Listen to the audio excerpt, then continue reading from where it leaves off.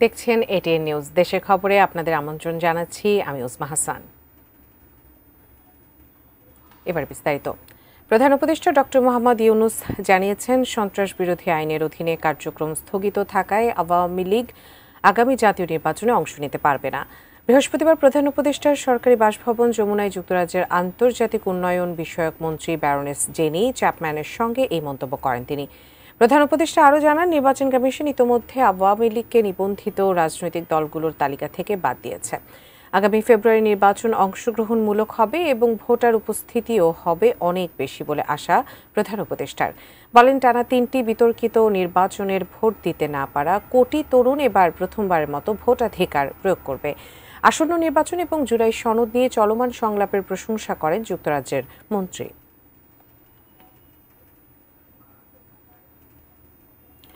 নির্বাচিত সরকার সংসদের মাধ্যমে সকল সমস্যার সমাধান করতে পারবে বলে মন্তব্য করেছেন বিএনপির স্থায়ী কমিটির সদস্য আমির খসরু মাহমুদ চৌধুরী। দুপুরে চট্টগ্রাম মেডিকেল ট্রাভেল ফোরামের আয়োজনে মেডিকেল ভ্যালু ট্রাভেল সামিট উদ্বোধন শেষে এই মন্তব্য করেন তিনি। বাংলাদেশে একটা গণতান্ত্রিক অর্ডার ফিরিয়ে আনবো। গণতান্ত্রিক অর্ডার ফিরিয়ে আনলে জনগণের নির্বাচিত প্রতিনিধিদের মাধ্যমে যত সমস্যার কথা এখন বলা হচ্ছে সব সমস্যার সমাধান হবে। এর বাইরে কোনো সরকারের পক্ষে জনগণের মনের কথাও বুঝবে না, জনগণের চাহিদাও বুঝবে না। সুতরাং একটা নির্বাচিত সরকার আসলে যে সমস্ত সমস্যা পুঞ্জীভূত হয়েছে ইতিমধ্যে, এগুলোর সমাধান একমাত্র নির্বাচিত সরকার সংসদের মাধ্যমে করতে হবে। চট্টগ্রামের রাঙ্গুনিয়ায় দুর্বৃত্তদের গুলিতে শ্রমিক দল নেতা আব্দুল মান্নান নিহত হয়েছেন। গতরাতে রাঙ্গুনিয়ার বুলাইনের বাড়ি টেক এলাকায় এ ঘটনা ঘটে। নিহত মান্নান সফর ভাটা ইউনিয়ন শ্রমিক দলের সহ সভাপতি ছিলেন। স্থানীয় সূত্রে জানা যায়, গতরাতে মোটরসাইকেলে পূর্ব সফর ভাটা এলাকা দিয়ে যাওয়ার সময় অজ্ঞাত পরিচয় সন্ত্রাসীরা মান্নানকে গুলি করে পালিয়ে যায়। পরে স্থানীয়রা তাকে উদ্ধার করে উপজেলা স্বাস্থ্য কমপ্লেক্সে নিলে চিকিৎসক মৃত ঘোষণা করেন। প্রাথমিকভাবে ধারণা করা হচ্ছে পূর্ব শত্রুতার জেরে এই হত্যাকাণ্ড ঘটতে পারে। তদন্ত চলছে, জড়িতদের শনাক্ত করে দ্রুত আইনগত ব্যবস্থা নেওয়া হবে বলে জানিয়েছেন দক্ষিণ রাঙ্গুনিয়া থানার OC Sabbir Mohammad Selim.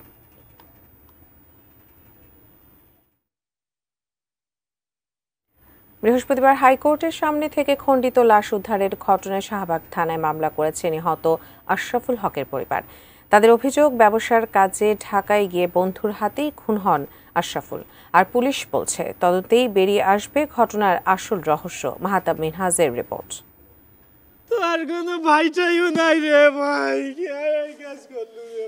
Dhaka medical college হাসপাতালের বর্গ চত্বরে অসহায় কান্নায় ভেঙে পড়েছেন নিহত আশরাফুল হকের স্বজনরা। হাহাকারে ভারী হয়ে ওঠে পুরো পরিবেশ। মাত্র 2 শিশু সন্তানকে রেখে পৃথিবী থেকে বিদায় নিলেন আশরাফুল হক। বোনের ভবিষ্যৎ কি হবে, এই প্রশ্নে বারবার সংজ্ঞাহীন হয়ে পড়ছেন তার শ্যালক। পরিবার জানায়, মঙ্গলবার সবজি ব্যবসার কাজে বন্ধু জর্জের সঙ্গে ঢাকায় আসেন আশরাফুল। তারপরই রহস্যজনকভাবে নিখোঁজ হন দুজনেই।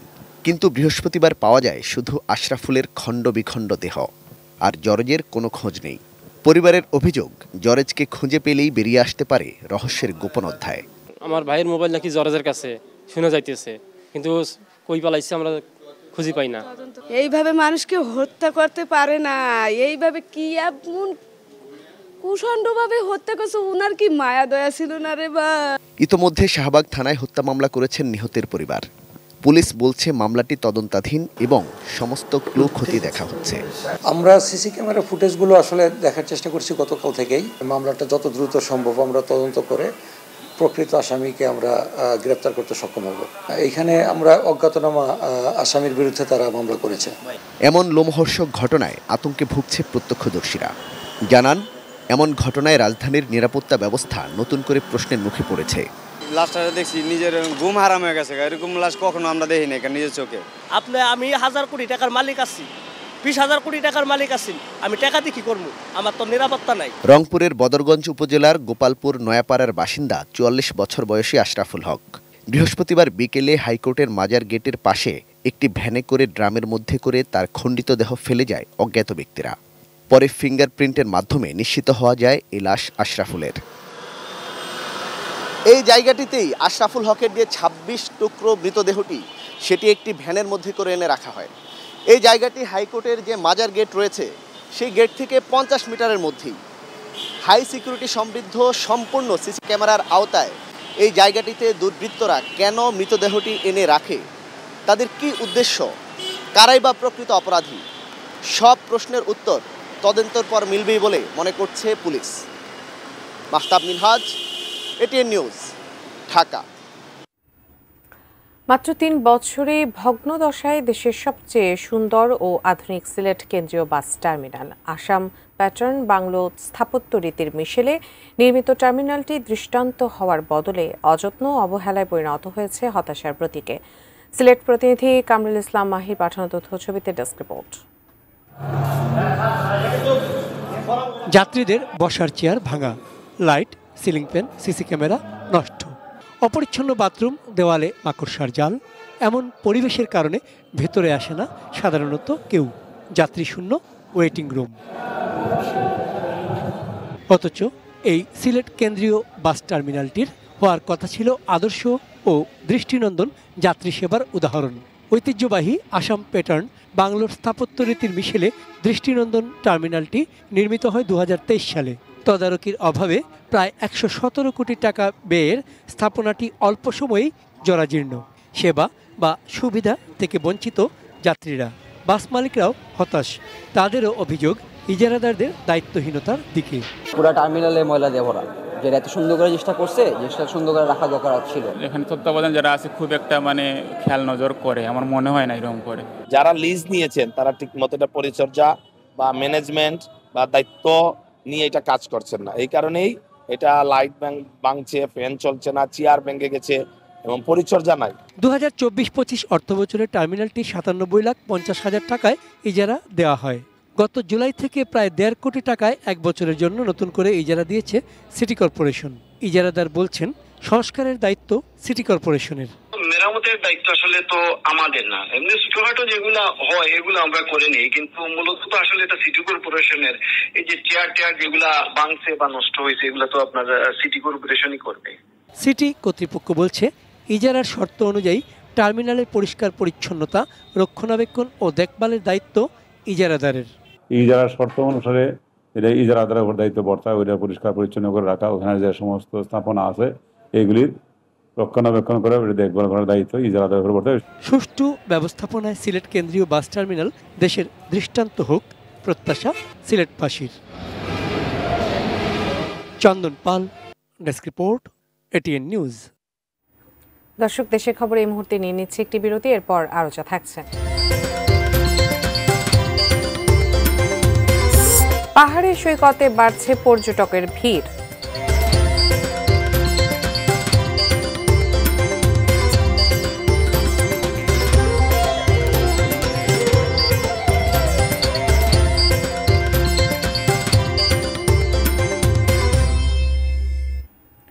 বিরতির পর সবাইকে আবারও স্বাগত দেশের খবরে। ভ্রমণের মৌসুম শুরু, শীতের আমেজ শুরুর সাথে সাথে পার্বত্য জেলাগুলোতে বাড়ছে পর্যটকের আনাগোনা।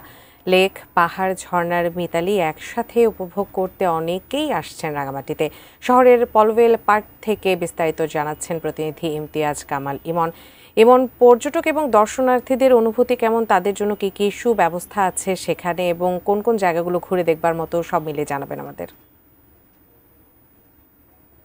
যেমনটি বলছিলেন, এখন যেহেতু একেবারে শীতের শুরুর মৌসুম, সেই শীতের শুরুর মৌসুমে কিন্তু এখানকার পার্বত্য জেলাগুলোতে কিন্তু দেশের বিভিন্ন প্রান্ত থেকে কিন্তু এখানে পর্যটকরা আসতে শুরু করে। এর ব্যতিক্রম কিন্তু এই রাঙামাটিতেও নয়। আজ আমি যদি একটু দেখাতে চাই, এই যে আমি এখন এই মুহূর্তে দাঁড়িয়ে আছি রাঙামাটি শহরের যে পুলিশ পরিচালিত একটি পার্ক রয়েছে পলওয়েল পার্ক, সেই পলওয়েল পার্ক এলাকায়। এখানে আপনি দেখতে পাচ্ছেন দেশের বিভিন্ন প্রান্ত থেকে সকাল থেকে কিন্তু যেহেতু আছে ছুটির দিনও রয়েছে, সেই সুবাদে কিন্তু এখানে বিভিন্ন পর্যটকরা কিন্তু এখানে ঘুরতে আসছে। তারা এখানে ঘুরতে এখানকার যে প্রাকৃতিক সৌন্দর্য সেটি উপভোগ করছে। এছাড়াও এখানকার লেক, পাহাড় এবং যে প্রাকৃতিক ঝর্ণাগুলো আছে সেই ঝর্ণাগুলো কিন্তু উপভোগ করছে। তারা মনের আনন্দে এখানকার যে কাপ্তাই লেকে স্বচ্ছ জল রাশি করে ছোট ছোট বোটে করে কিন্তু এই কাপ্তাই লেক ভ্রমণ করছে। একই সাথে আরেকটা বিষয় যদি আমি জানিয়ে রাখতে চাই, এই রাঙামাটিতে যে সকল এখানকার যে সৌন্দর্য উপভোগ করার জন্য যে সকল পর্যটক স্পট রয়েছে সেই পর্যটক স্পটগুলোতে কিন্তু এখানে পর্যটকদের নিরাপত্তার স্বার্থে টুরিস্ট পুলিশের পাশাপাশি এখানকার যে স্থানীয় পুলিশ রয়েছে তারাও কিন্তু এখানে মোতায়েন রয়েছে। আরেকটি বিষয় জানিয়ে রাখতে চাই, এখানকার যে হোটেল মালিক সমিতির রয়েছে সেই হোটেল মালিক সমিতির সভাপতি মোস্তফা কামাল উদ্দিনের সাথে আমি যোগাযোগ করেছিলাম। তিনি আমাকে যেটি জানিয়েছে, বর্তমানে এই ছুটির দিনগুলোতে রাঙামাটিতে তাদের যে হোটেলগুলো রয়েছে সেই হোটেলগুলোতে 50 থেকে 60% বুকিং রয়েছে এবং তারা আশা করছে এই নভেম্বরের শেষ এবং যে ডিসেম্বর, জানুয়ারি এবং ফেব্রুয়ারি এই মাসগুলোতে তাদের এখানকার যে হোটেলগুলো রয়েছে সেই হোটেলগুলোতে শতভাগ বুকিং থাকবে। একই সাথে তারা যে পর্যটকের আগমনকে তারা স্বাগত জানানোর জন্য সর্বাত্মক প্রস্তুতি নিচ্ছে। তো এই ছিল আমার কাছে রাঙামাটি থেকে সর্বশেষ। ইমন, আপনাকে ধন্যবাদ। কর্মস্থলে ডায়াবেটিস বিষয়ে সচেতনতা বৃদ্ধি করুন প্রতিপাদ্যে চলতি বছর পালিত হচ্ছে বিশ্ব ডায়াবেটিস দিবস। এই রোগটিতে আক্রান্ত বিশ্বের প্রায় 59 কোটি মানুষ। ডায়াবেটিস নিজে না মারলেও ঘরের শত্রু হয়ে এসে বিকল করে যায় শরীরের প্রায় প্রতিটি অঙ্গকে। এটি নিউজের আয়োজনে অপসোনিন ফার্মাসিউটিক্যালসের সৌজন্যে ফোকাস গ্রুপ ভিসকাসনে বিশেষজ্ঞরা বলছে, ডায়াবেটিস নিয়ন্ত্রণে সচেতনতার বিকল্প নেই। ডায়াবেটিস এক নীরব মহামারী। যদিও সচেতনতা, শৃঙ্খলা আর জীবনধারার পরিবর্তনই নিয়ন্ত্রণে আনতে পারে এই ঘাতক রোগকে।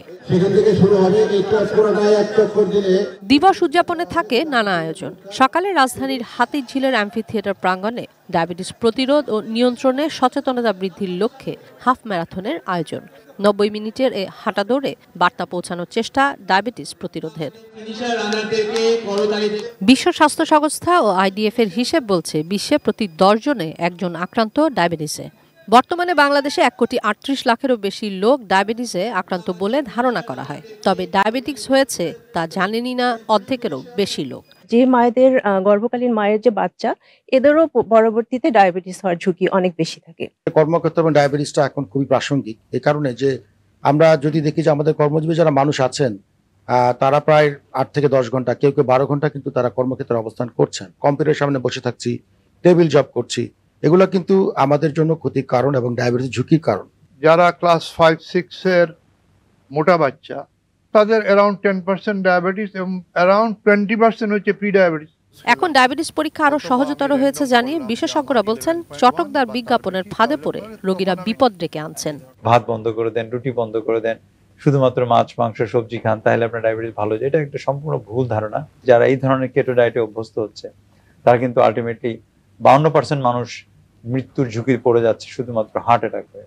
এক কথায় বলে দিচ্ছে যে আপনি এইটা 7 দিনে খান, ডায়াবেটিস নির্মূল। হ্যাঁ, এগুলো কিন্তু পানিশমেন্ট দেওয়া দরকার।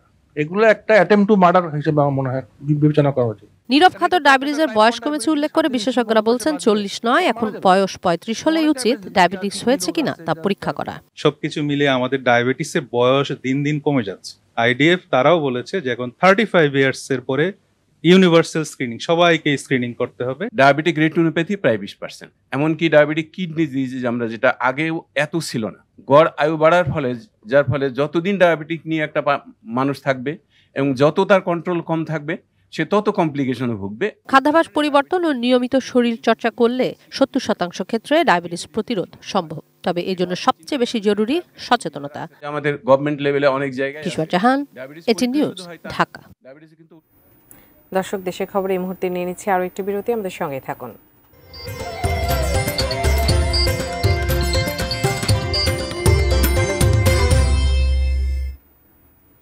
বিরতির পর সবাইকে আবারও স্বাগত। নিঝুম দ্বীপবাসীর জন্য বিনামূল্যে চিকিৎসা শিবির ও ওষুধ বিতরণ করেছে এক্স নটর ডেমিয়ান্স ওয়েলফেয়ার ফাউন্ডেশন। শুক্রবার নিঝুম দ্বীপের বন্দরটিলা এলাকায় নিঝুম ড্রিমল্যান্ড রিসোর্টে এই চিকিৎসা শিবির অনুষ্ঠিত হয়। চিকিৎসা শিবিরে ডায়াবেটিস মেডিসিন, হৃদরোগ, বাত ব্যথা ও চর্মরোগের চিকিৎসা দেওয়া হয়। প্রাক্তন নটর ডেমিয়ান ও জাতীয় হৃদরোগ ইনস্টিটিউটের সহকারী registrar doctor Shakil Arif Chowdhury, medicine ও ডায়াবেটিস রোগ বিশেষজ্ঞ ডাক্তার মোহাম্মদ আব্দুল হালিম ও বাত ব্যথার রোগ বিশেষজ্ঞ ডাক্তার দলিলুর রহমান রোগী দেখেন। চিকিৎসা শিবিরে 3 শতাধিক রোগীকে চিকিৎসা সেবা ও প্রয়োজনীয় ওষুধ বিনামূল্যে সরবরাহ করা হয়।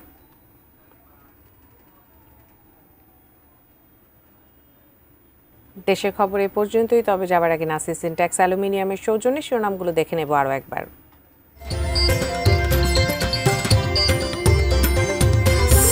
আওয়ামী লীগ আগামী নির্বাচনে অংশ নিতে পারবে না, যুক্তরাজ্যের মন্ত্রীকে প্রধান উপদেষ্টা।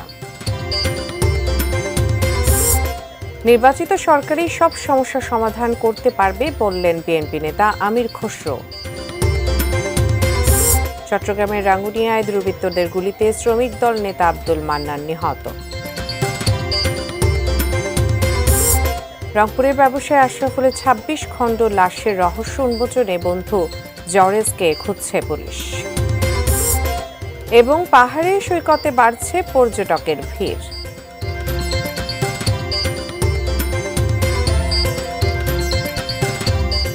দর্শক, দেশের খবর এ পর্যন্ত। এতক্ষণ সাথে থাকার জন্য ধন্যবাদ সবাইকে।